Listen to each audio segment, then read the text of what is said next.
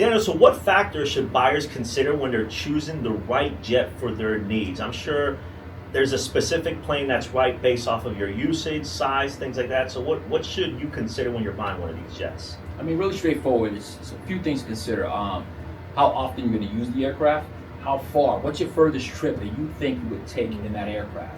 Because obviously, if the range isn't adequate for what you need it for, now you're talking fuel stops, and not to say it's a super inconvenience, but on certain trips where you need to get somewhere, it can slow you down tremendously.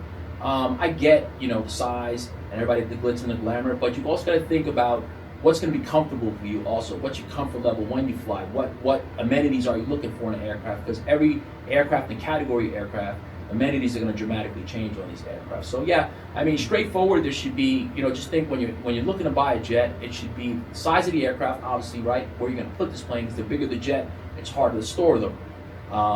The range is definitely, if you don't mind stopping, taking a fuel stop, then you can consider different options. Like your options start to open up at that point.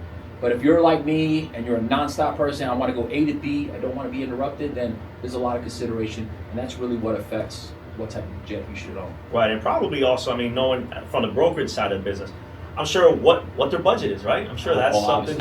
yeah. Let's talk budget. I mean, how much money you really want to spend? I mean, it's a truth, right? So It's like, listen, some of these owners, money's no object. Yep. God bless them. I love it. But at the same time, some businesses, there's that budgeting factor where I know the company needs a jet because it's a time machine, right?